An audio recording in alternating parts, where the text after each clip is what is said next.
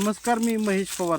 मी सध्या आहे शेतकरी संघटनेचे नेते शंकरराव गोडसे यांच्या शेतात.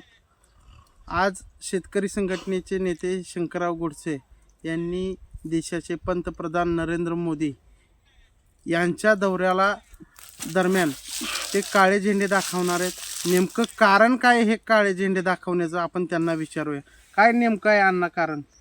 याचं कारण असं आहे की ज्या वेळेला अगली बार मोदी सरकार ही पंतप्रधानांनी घोषणा केली आणि त्यावेळी मोदी साहेबांच्या जाहीरनाम्यामध्ये 5व्या क्रमांकाला जाहीरनाम्यामध्ये आमचं जर सरकार आलं तर MS स्वामीनाथनचा आयोग आम्ही मान्य करू आणि त्या आयोगाची अंमलबजावणी करून शेतकऱ्याला उत्पादन खर्चावर आधारित रास्त भाव मिळवून देऊ. परंतु आज 9.5 वर्ष झाली. 9.5 वर्षामध्ये या MS स्वामीनाथनना आता त्यांचा मरणोत्तर भारतरत्न पुरस्कार दिला. जर का खरोखरच त्यांना पुरस्कार द्यायचा होता तर त्यांच्या आयोगाची अंमलबजावणी होऊन त्यांना भारतरत्न पुरस्कार दिला असता तर हे शेतकऱ्यांच्या किंवा सर्वसामान्य माणसांना बरं वाटलं असतं. फक्त मतदानापुरतं स्वामीनाथनचं नाव घ्यायचं आणि मात्र त्यांची अंमलबजावणी करायची नाही. आज मोदींच्या काळामध्ये कांद्यावर निर्यात बंदी, डाळीवर निर्यात बंदी, इथेनॉलवर निर्यात बंदी, साखरेवर निर्यात बंदी, अशा पद्धतीचा संपूर्ण हा देशाचा कारभार चालले. या देशाचा पोशिंदा, जगाचा पोशिंदा ज्याला म्हणलं, एका दाण्याचं 100 दाणं करणारा शेतकरी आज आत्महत्या करतोय.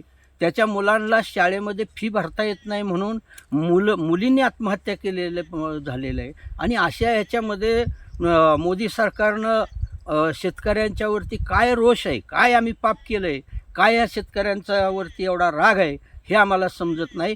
की आज देशामध्ये नरेंद्र मोदीचं सरकार आल्यानंतर लाखो शेतकऱ्यांच्या आत्महत्या झाल्या, पण या लोकांना मात्र घाम फुटायला तयार नाही. आणि आज जर परिस्थिती पाहिली की नाशिकला येऊन गेले, मुंबईला येऊन गेले, महाराष्ट्रात दौरे करतायत. या देशातल्या राज्यकर्त्यांना किंवा जे आमचे लोकप्रतिनिधी आहेत, या सातारा जिल्ह्यामध्ये लोकसभेचे 2 खासदार, राज्यसभेचे 1 खासदार आहेत, 2 विधान परिषदेचे आमदार आहेत आणि 8 विधानसभेवर निवडून गेलेले आमदार आहेत. याच्यापैकी एकाच्याही तोंडातनं की शेतकऱ्याच्या कांद्यावर निर्यात बंदी का, आज ऊसाचा भाव मिळत नाही, ऊसाचे पैसे बुडवले जातात, अशा पद्धतीनं एकाही लोकप्रतिनिधीच्या तोंडातनं निघत नाही. यांची लायकी नाही. खरं इतका असा की गडचिरोलीसारखी परिस्थिती, शेतकऱ्यांच्या पोरांना हातात बंदुका घ्यायची वेळ येऊ देऊ नये अशी मी या राज्यकर्त्यांना विनंती करतोय. आणि गावागावामध्ये मोदी साहेबच काय, पण जे म्हणून आता गावागावामध्ये येतील त्यांना या सगळ्या प्रश्नाची उत्तरं द्यायला लागतील. अन्यथा फार मोठा संघर्ष ग्रामीण भागामध्ये उभा राहिल्याशिवाय राहणार नाही. अण्णा, तुम्ही म्हणताय की हे जे शेतकऱ्यांचे प्रश्न आहेत, तिथले स्थानिक नेते असतील किंवा राज्यातील नेते असतील किंवा केंद्रातील नेते असतील, याकडे लक्ष देत नाहीत. परंतु या सगळ्या गोष्टी होत असताना शेतकऱ्यांचा एवढा शेतीचा प्रश्न असेल किंवा बाकीच्या गोष्टी, याकडं का नेमकं कारण काय आहे ह्या प्रश्नांकडे लक्ष देत नाही? तुम्हाला काय वाटतं? याच्यामध्ये अशी परिस्थिती आहे की शेतकरी संघटित होत नाही. आदरणीय शरद जोशी असतील, महात्मा फुले असतील, सर छोटूराम असतील, महेंद्रसिंग टिकेत असतील, अशा युगपुरुषांनी स्वतःच्या आयुष्याची राख रांगोळी केली शेतकऱ्यांना एकत्रित करण्यात. पण यामध्ये आजची जी महाराष्ट्राची परिस्थिती आहे किंवा देशातली परिस्थिती आहे की गुंड असू, चोर असू, दरोडेखोर असू, तुझ्या ताकदीवर तू निवडून ये, त्याचं चारित्र्य आणि त्याचं पावित्र्य बघितलं जात नाही. आज ग्रामीण भागामधनं निवडून आलेला एक बच्चू कडू सोडला तर एक शेतकऱ्याच्या पोटाला जन्म घेतलेली अवलाद शेतकऱ्याच्या बाजूनं बोलत नाही. ही शोकांतिका आहे. आणि म्हणून शेतकऱ्यांच्या आज आत्महत्या होत आहेत, म्हणून शेतीमालाला रास्त भाव मिळत नाही आणि म्हणून शेतकऱ्यांच्या तरुण पुरी किंवा शेतकऱ्यांची तरुण पोरं शेतामध्ये यायला तयार नाहीत.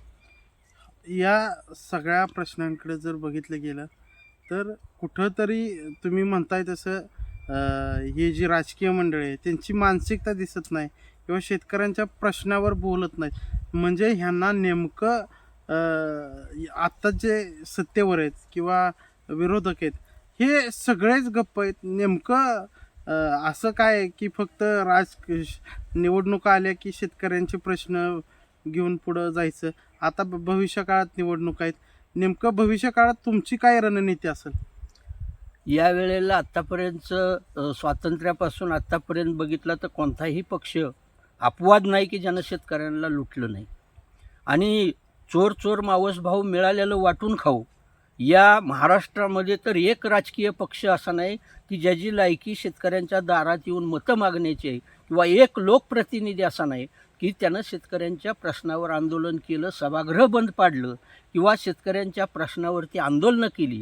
आज ह्याचे आमदार फुटले, त्याचे आमदार फुटले, हा सगळा जो लोकनाट्य तमाशा मंडळ चाललेला आहे, शिंदे, फडणवीस, पवार, ठाकरे, याच्यामध्ये शेतकऱ्यांचं संपूर्ण दुर्लक्ष झालेलं आहे. आजच वर्ध्यामध्ये एवढी मोठी गारपीट झाली, जनावरंसुद्धा जखमी झाली, संपूर्ण हातातोंडाला आलेली पिकं गेली. आणि याच्यामध्ये आता जर का ही लोक अशी दखल घेणार नसतील तर या वेळेला या सर्व मिशीवाला असू नाही तर दाढीवाला असू, याच्यामध्ये आम्ही उमेदवार उभा करणार आहोत. मग तो एखादा आमचा बंधू तृतीय पंथी असू किंवा आम्हाला जो मिळेल, पण या लोकांना मतं द्यायची नाही. त्यांच्या विरोधात फार मोठा संघर्ष करायचा, रक्तपात झाला, रक्त सांडलं चालेल, पण या लोकप्रतिनिधींना त्यांची जागा दाखवायचं काम शेतकऱ्यांना करायला लागेल, शेतकऱ्यांच्या पोरांना करायला लागेल.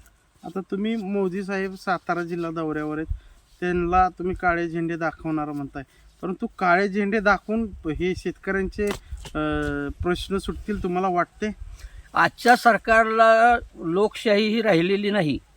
लोकशाही आणि डॉक्टर बाबासाहेब आंबेडकरांची घटना या तिलांजली देऊन, याच्यामध्ये जर तुम्हाला असं वाटत असेल की आम्ही ताकदीनिशी 4-5 हजार शेतकरी संख्येनं जाऊ आणि करू, तर त्या ठिकाणी तुम्ही बघितलं की त्या जरांगे पाटलांचं जसं उपोषणावरती या बहिणींना गोळ्या घातल्या किंवा त्या लोकांच्यावर लाठीचार्ज केला, अश्रुधूर झाला. याच्या अगोदर आघाडीचं सरकार असताना मावळमध्ये गोळीबार केला, हजारो शेतकऱ्यांना त्या ठिकाणी जखमी झाले, त्यांच्या मृत्युमुखी पडले.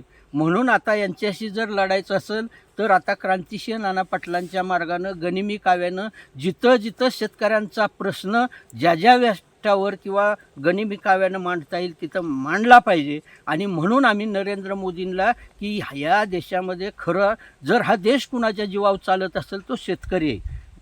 काही आईत खाऊ लोकांचं म्हणणं असं आहे की शेतकरी टॅक्स भरत नाही, व त्या लोकांना माझं नांगर घेतला, पेट्रोल घेतलं, डिझेल घेतलं, मोटरसायकल घेतली किंवा बाजारात कापड खरेदी केलं, साबण खरेदी केला, या सगळ्यांचा GST असेल टॅक्स आम्ही भरतो. त्यामुळं आम्ही कुणाचं देणं लागत नाही, उलट सरकार आमचं देणं लागते. त्यामुळं यापुढं आईत खाऊ लोकांनी शेतकऱ्यांच्या वरती टीका करताना जिभेवरती तारतम्य ठेवून केलं पाहिजे, अशी आमची भूमिका आहे. नक्कीच आपण बघितलं असेल, या ठिकाणी शेतकरी संघटनेचे नेते असतील, स्वामीनाथन आयोग असेल किंवा इतर शेतकऱ्यांचे प्रश्न असतील, या विषयाला अनुसरून या ठिकाणी जो मोदी साहेबांचा जो दौरा होणार आहे, या दौऱ्यादरम्यान ते काळे झेंडे दाखवणार आहेत.